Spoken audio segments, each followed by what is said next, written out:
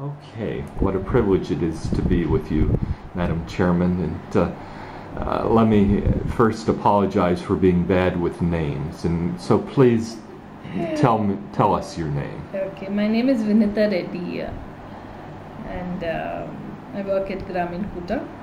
You do more than work with Grameen Koota. Yeah. I know that you are the founder and have a marvelous story to tell, and if you would share that with us. Yeah, I think it was in the year late 96, early 97 when I read Alex's book, Give Us Credit, on the story of Professor Yunus and his Grameen Bank.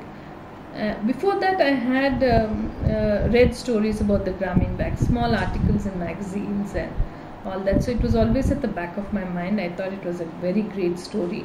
So when I read a book review on Alex's book, I thought, wow, this is one whole book on Professor Yunus. So I went out and bought it. And I still remember the bookshop. I had taken this paper cutting and I asked him, do you have this book? The bookshop where I went. And that man said, yes ma'am, we have the last copy. So I bought the book and I read it. And I think I read it without putting it down, because it was an amazing story, and it also touched a chord inside me. I think for a very long time I had been looking for something like this. It was almost like some sort of a medical cure for poverty, you know. It was as it struck me like that. So immediately I wrote a letter to Alex and I said, please give me some more information, or please direct me where I could get this information. And for a very long time, you know, I was a Montessori teacher. I was teaching very small children who were between the ages of 2.5 and 6. So I kept waiting for his reply, Alex's reply, for a very long time, almost 3 months I think. I didn't hear from him. And I was thinking maybe the letter is lost. Maybe I should write a reminder. And one fine afternoon when I went home, I walked home from work and I went home. In my mailbox there was this little cover waiting for me. I opened it and it was a letter from Professor Yunus. Wow. Yeah. So apparently Alex had sent my request for more information directly to Professor Yunus, and he had taken time out to write to me and said that he was delighted to know that I was interested in Grameen, and he invited me for the Grameen Dialogue program, and he also directed me to existing Grameen programs in India at that time. Something disturbing?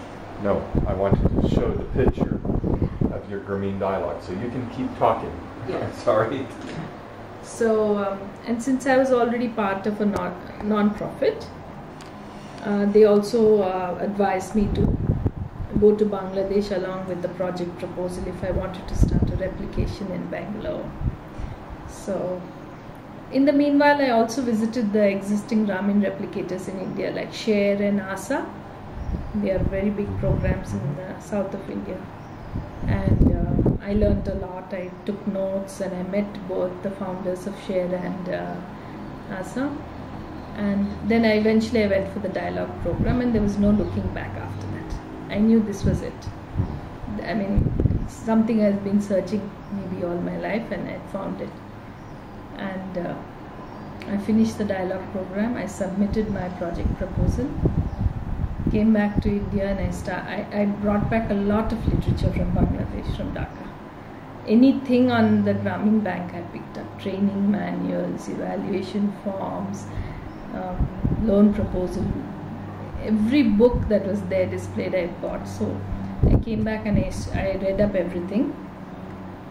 And after 3 months, I get a fax from Grameen Trust saying that they've accepted my proposal for seed capital funding, and they had sanctioned $35,000.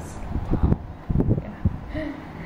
And so now what I needed to do, I was still working as a teacher in the Montessori school, and what I needed to do is I had to apply to our own reserve bank, like the Federal Bank, for permission to accept a loan from Bangladesh.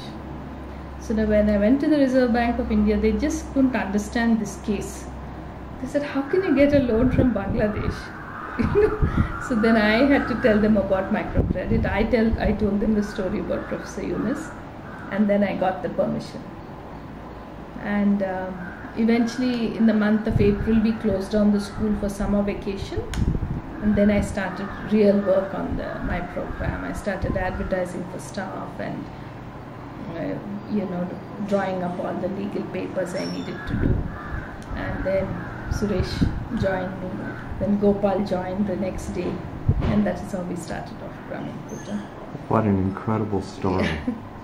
And amazing, because you didn't come out of banking or industry. You were a school teacher and felt called to this. Yeah, sometimes when I think about it,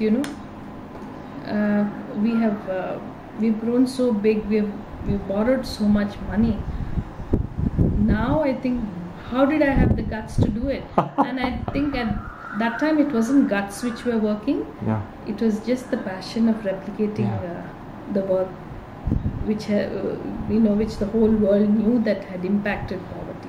So it was with passion we worked. We didn't use our brains, or we didn't use accounting skills or anything like that. We worked with a lot of passion. And it's become immensely successful. Yes. Take us through a little bit then this story to now you're at 150,000 borrowers, and just give us a few of the key elements, key events during that time. Shall I just take this call? I'll ask them not to disturb.